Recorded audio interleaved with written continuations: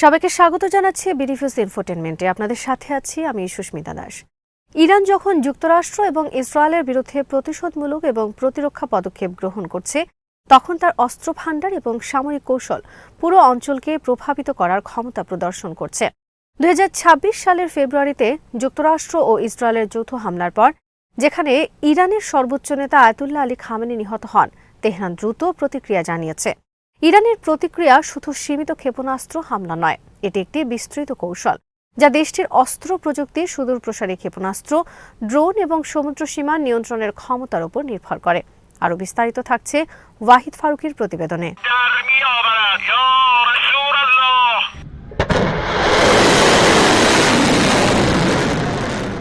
ইরানের ক্ষেপণাস্ত্র ব্যবস্থায় এই সংঘর্ষের কেন্দ্রবিন্দু।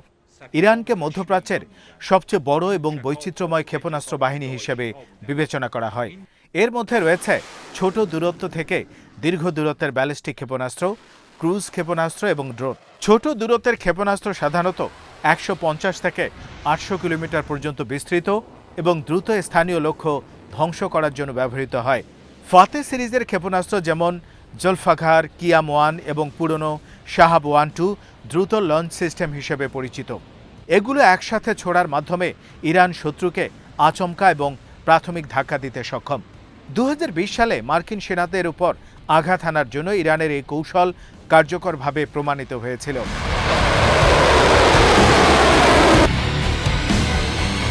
মধ্য দূরত্বের ক্ষেপণাস্ত্র যা 1500 থেকে 2000 কিলোমিটার পর্যন্ত পৌঁছাতে পারে, ইরানের প্রতিশোধকে একটি আঞ্চলিক প্রেক্ষাপট দেয়।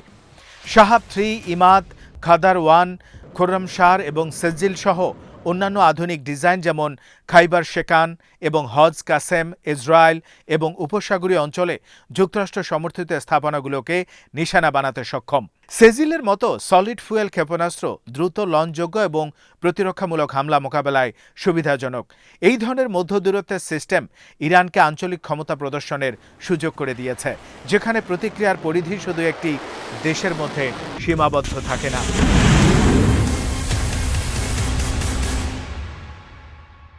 ক্রুজ ক্ষেপণাস্ত্র এবং আক্রমণাত্মক ড্রোন ইরানের কৌশলকে আরও শক্তিশালী করেছে। ক্রুজ ক্ষেপণাস্ত্র নিচু উচ্চতায় উড়ে শত্রুর রাডার এবং প্রতিরক্ষা ব্যবস্থা এড়িয়ে যায়। ইরানের আক্রমণাত্মক ক্রুজ ক্ষেপণাস্ত্রের মধ্যে সুমার, ইয়া আলী, কুদস, হোয়েজে, পাভেহ এবং রাদ উল্লেখযোগ্য। সুমারের পরিসর প্রায় 2500 কিলোমিটার, যা উপসাগরীয় অঞ্চলের অনেক লক্ষ্যবস্তুতে পৌঁছাতে সক্ষম।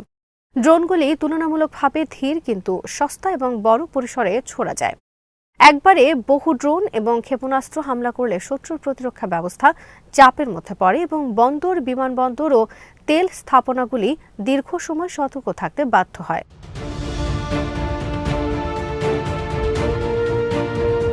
ইরান তার ক্ষেপণাস্ত্র প্রোগ্রামের বেশিরভাগ অংশকে ভূগর্ভস্থ স্থাপনা, লুকানো বেজ এবং সুরক্ষিত লঞ্চ সাইটে সংরক্ষণ করেছে।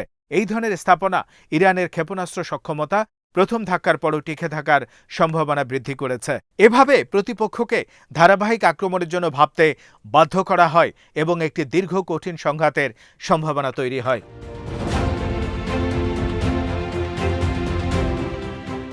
সমুদ্র সীমা এবং হরমুজ প্রণালী ইরানের কৌশলের আর একটি গুরুত্বপূর্ণ অংশ। বিশ্বের তেলের একটি বড় অংশ হরমুজ প্রণালীর মধ্য দিয়ে যায় এবং ইরান নৌবাহিনী ক্ষেপণাস্ত্র, ড্রোন এবং দ্রুত আক্রমণকারী জাহাজের মাধ্যমে এই জলপথে নিয়ন্ত্রণ এবং চাপ প্রদর্শন করতে পারে। ইরান হাইপারসনিক ক্ষেপণাস্ত্রের ধারণা প্রচার করেছে, যেমন ফাত্তা সিরিজ, যা অত্যন্ত দ্রুত এবং ম্যানুভারযোগ্য। যদিও স্বাধীন উৎস এদের কার্যকারিতার বিষয়টি নিশ্চিত করেনি। সম্প্রতি ইরানের IRGC 3টি মার্কিন ও ব্রিটিশ জাহাজে আঘাত এনেছে, যা প্রমাণ করে যে আনুষ্ঠানিক অবরোধ ছাড়াই বিশ্ববাজারে প্রভাব ফেলা সম্ভব।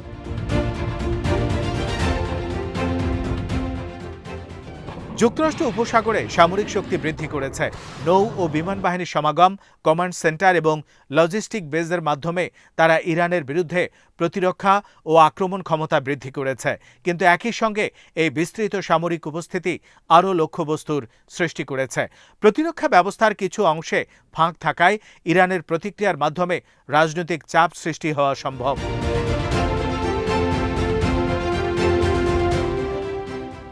ইরান স্পষ্টভাবে বলেছেন যে কোনো আক্রমণ তার মাটিতে হলে তার সীমিত যুদ্ধ হিসেবে বিবেচনা করা হবে না, খামেনির হত্যার পর এই বার্তা আরও শক্ত হয়েছে।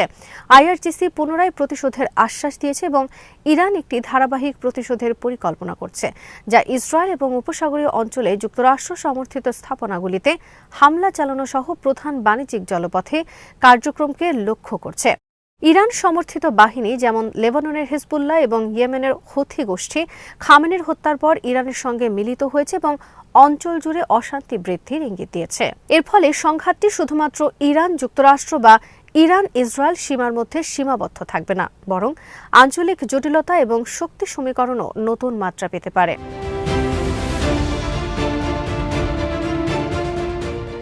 অবশেষে ইরানের অস্ত্রশক্তি এবং প্রতিরক্ষা কৌশল শুধু সরাসরি আক্রমণের জন্য নয়, বরং রাজনৈতিক এবং অর্থনৈতিক চাপ তৈরিতেও সক্ষম।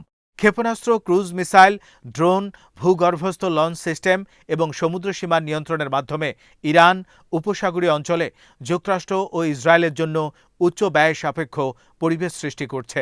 এই বৈশিষ্ট্যগুলো ইরানকে একটি প্রতিরক্ষা ও আক্রমণ সক্ষম দেশ হিসেবে উপস্থাপন করে, যা আঞ্চলিক নিরাপত্তা, তেল ও গ্যাস সরবরাহ এবং আন্তর্জাতিক রাজনৈতিক সমীকরণে প্রভাব ফেলতে পারে।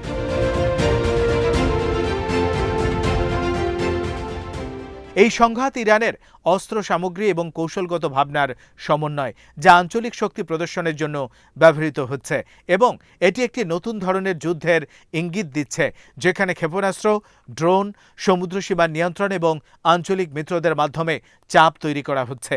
এই পরিস্থিতি শুধু সামরিক নয়, বরং রাজনৈতিক, অর্থনৈতিক ও কূটনৈতিক প্রভাবও রাখছে, যা মধ্যপ্রাচ্যের স্থায়ী স্থিতিশীলতার উপর দীর্ঘমেয়াদী প্রভাব ফেলতে পারে।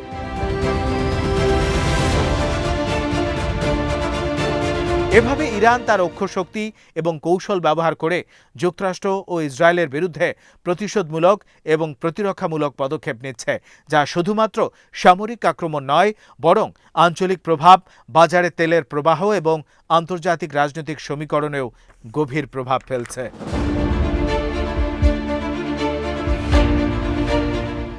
আজ এখানেই শেষ করছি। সমরাস্ত্র, প্রতিরক্ষা ও কূটনীতির নানা তথ্য জানতে চোখ রাখুন বিডিনিউজ ইনফোটেইনমেন্টে। চ্যানেলটি ভালো লাগলে সাবস্ক্রাইব করুন, সংযুক্ত থাকুন আমাদের ফেসবুক পেজে।